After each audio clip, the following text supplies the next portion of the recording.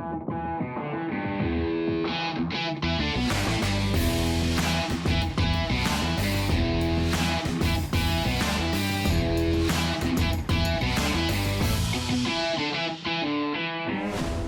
in to Get Your Gamble On. We're going to help you get it going. We got another fantastic NFL weekend upon us. I'm Bob Slovak. The pros with me, Jason Alexander. He knows gambling. Jason, how'd you do last weekend? I tell you, 3-0 my top three plays, Bob, and I add a little whipped cream on top, a little Vegas money line on Monday Night Football. So 4-0 for the Consummate Pro last week. Then we've got some proof of that. Absolutely, we do.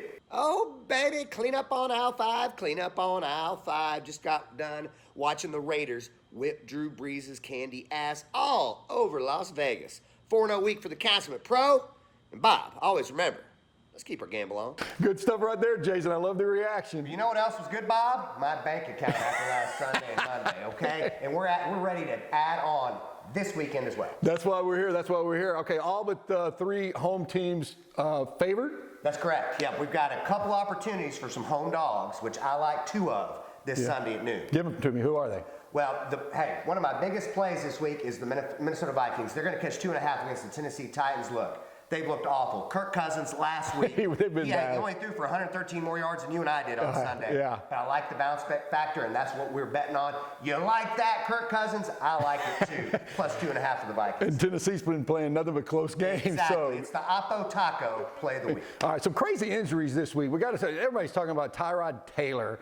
He needed a pain injection, and his trainer punctured his lung. Yes, that was the report. And I tell you, I doubt the trainer still has a job now, Bob.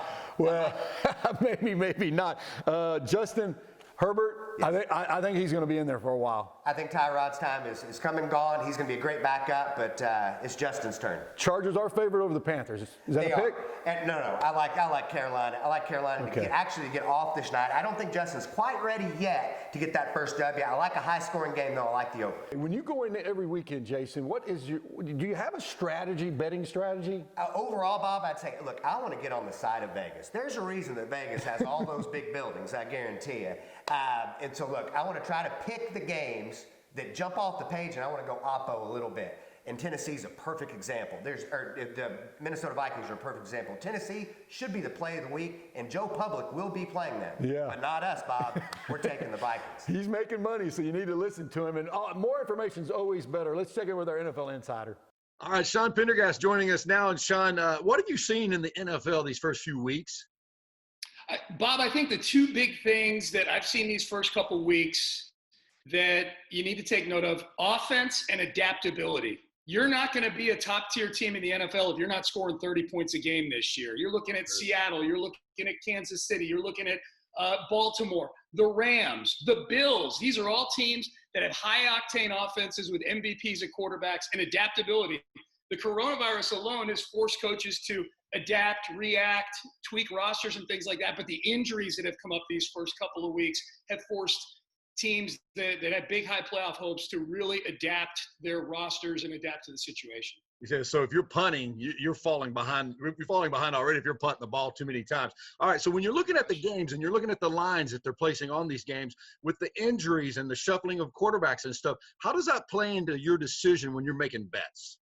I look at coaches a lot. I look at head coaches that are able to do more than pay lip service to next man up. Truly have deep rosters. You look at the depth of the roster, how they develop talent, and the ability to adapt on game day. That's why you see, for example, a coach like Kyle Shanahan go into New York, and he's only a 3-point favorite against the Giants. He doesn't have his quarterback, his running back, his 2 best defensive linemen, several other guys. He goes in and wins 36-9. I always look at the head coach and the quarterback right before I place that bet.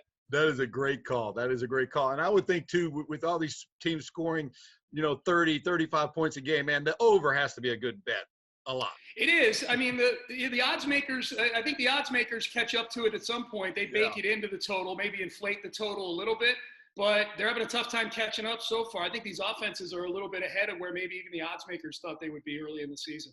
All right. Good stuff right there, Sean. I appreciate it. All right, Bob. I always love to hear from Sean, man. Sean always has great good info there. All right, one of the games we're very interested in, the Texans playing at the Steelers, 0-2 against 2-0. The Steelers favored in this one. I don't know if the Texans get off the schneid. Well, I tell you what, Bob, and look, we're 0-2. Everybody's probably thinking, is Deshaun Watson going to lose 3 in a row? And I hate to say it, he's going to.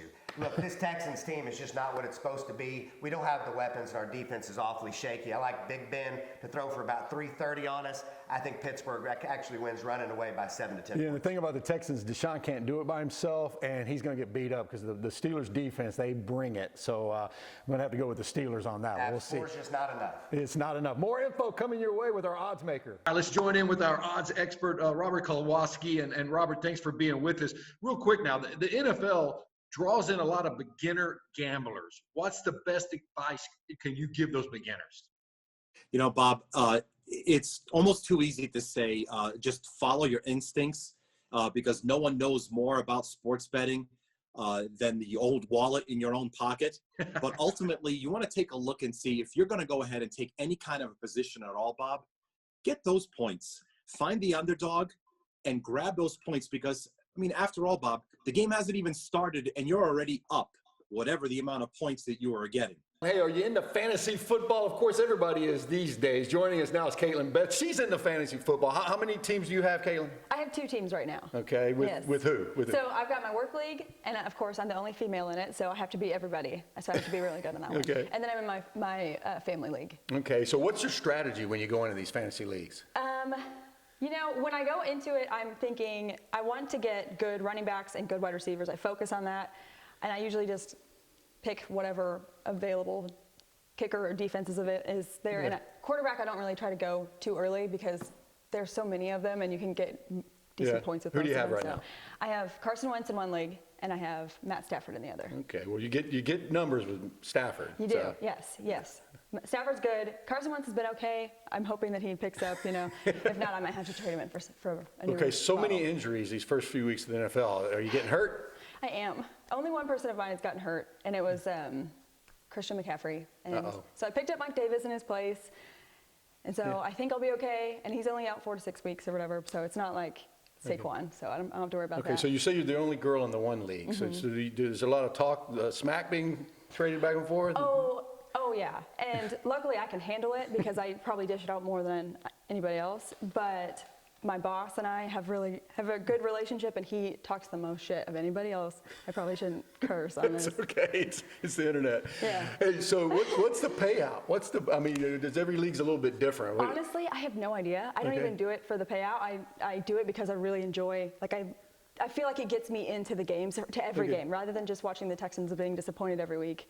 I can be into every game and be excited when my people are doing good. Exactly. Yeah. So yeah, you're a sports fan. You're also a former NFL cheerleader. What's the craziest thing that happened, or any kind of strange story? Because I mean, we see you on the sidelines, but that's about it. You know, I don't really have a specific strange story. There's just a lot of quirks about it that were just so weird. Yeah.